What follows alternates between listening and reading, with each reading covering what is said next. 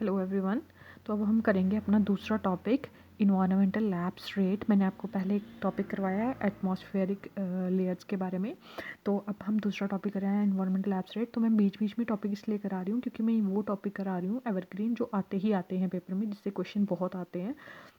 तो हम अभी हमारे पास टाइम कम है दिसंबर नेट के लिए, तो हम अभी यही टॉपिक करेंगे। लेकिन जब ये नेट एग्ज़ाम का हो जाएगा उसके बाद मैं टॉपिक वाइज टॉपिक हर चैप्टर वाइज करवाऊँगी पूरा ओवरऑल सिलेबस। तो फिलहाल हम जो एवरग्रीन टॉपिक है वो कर रहे हैं। तो अब हम करेंगे इन्वायरमेंटल लैब्स रेट। आप प्लीज़ मेरे को सब्सक्राइब कर दीजिए और लाइक करा करिए वीडियोज़। तो मैं रोज़ डाला करूँगी, रोज़ 2 वीडियोस डालूँगी अब मैं, जो इंपॉर्टेंट टॉपिक आएंगे। कई बार 3 भी डाल दिया करूँगी क्योंकि जो इंपॉर्टेंट है वो हम अभी करेंगे। तो अब हम सेकंड टॉपिक करें environmental lapse rate. Environmental lapse rate is basically the actual air temperature at any height in the atmosphere. जो हाइट पे जो टेम्परेचर्स होते हैं हाइट वाइज, जो हम 1 डिग्री 2 डिग्री ऐसे 1 किलोमीटर 2 किलोमीटर ऐसे करके जो हम देखते हैं, तो उसको हम बोलते हैं environmental lapse rate. It is also known as temperature profile, vertical temperature gradient और नॉर्मल लैब्स रेट। तो आपको ये नाम याद रखने हैं क्योंकि इनमें से कुछ भी नाम डाल के वो डाल सकते हैं और फिर हम कंफ्यूज हो जाते हैं। फिर आ गया हमारा ग्लोबल एवरेज वैल्यू क्या है इन्वायरमेंटल लैब्स के लिए, 6.5 डिग्री सेल्सियस पर 1000 मीटर या फिर 3.6 डिग्री फ़ारेनहाइट पर 1000 feet. The two types of adiabatic lapse rate are dry adiabatic lapse rate और सैचुरेटेड वेट और मॉइस्ट एडियाबैटिक लैप रेट। ठीक है, लैप्स रेट तो आपको इन सब में करना है। सैचुरेटेड मतलब आपको ये नाम याद रखने हैं। फिर आ गया dry adiabatic lapse rate, refers to the lapse rate of unsaturated air, the air with relative humidity less, जहाँ एयर लेस सैचुरेटेड हो, ठीक है, जिसमें जगह हो बाकी अभी और वाटर वो कंटेन कर सकती हो। The amount of which an individual air parcel cools for each unit of vertical distance that it rises depend on whether DLR is always constant।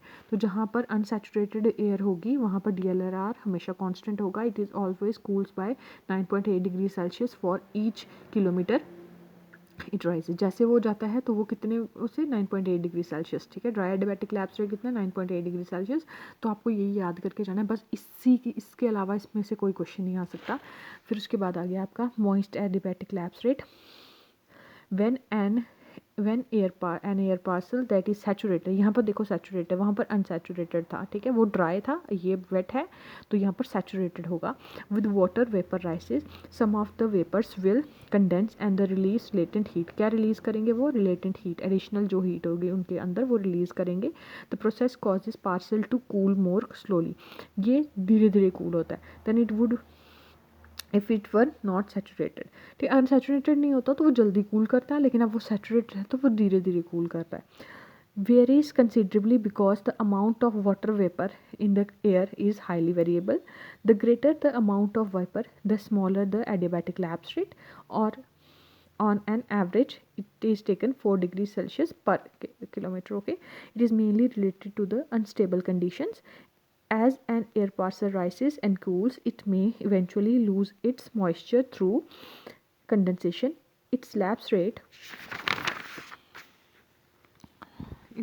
rate then increases and approaches the dry adiabatic lapse rate। ठीक है, ये क्या बोला and में, ये क्या बोला हमने कि जो मेनली अनस्टेबल कंडीशन होती है वहाँ पर क्या होता है, जो एयर पार्सल होता है वो राइज करता है, फिर कूल डाउन होता है एंड इट में इवेंचुअली लूज इट्स मॉइस्चर। फिर वो धीरे धीरे अपना मॉइस्चर लूज़ करते जाता है, और जब वो अपना मॉइस्चर कंडेंसेशन के थ्रू लूज़ करता जाता है तो वो जो उसका लैप्स रेट है वो किसके बराबर हो जाता है? ड्राई एडियाबैटिक लैप्स रेट के, जो कि 9.8 डिग्री सेल्सियस है। ठीक है, अब ये मैंने जो बनाई है इस पर बहुत बार मैच द फॉलोइंग आता है। ये जो टेबल है ना, इस पर बहुत बार मैच द फॉलोइंग आता है। एटमॉस्फेरिक टेबल, जब अनस्टेबल कंडीशन होगी, जो टेम्परेचर होगा पार्सल का वो ज़्यादा होगा टेम्परेचर ऑफ एयर से, तो जो ELR है, जो एनवायरनमेंट लैप्स रेट है, वो ड्राई एडियाबैटिक लैप्स रेट से ज़्यादा होगा। तो जो पार्सल है is warmer than it's surroundings, warmer हो पार्सल, जो एयर होगी वो वार्म होगी अपनी सराउंडिंग से, so it rises and expands. वो क्या होता है? राइज करता है और एक्सपैंड करता है, ज़्यादा ऊपर जाता है। जो स्टेबल कंडीशन होगी, जो पार्सल होगा वो लेस देन होगा एयर से, जो उसका टेम्परेचर है। फिर ये आएगी ELR is less than DLR, तो जो पार्सल होगा वो कूल करेगा than its surrounding, so it sinks, तो वो सिंक करता है और कंप्रेसर है वो नीचे आ जाता है। ठीक है, न्यूट्रल कंडीशन में दोनों इक्वल होंगे।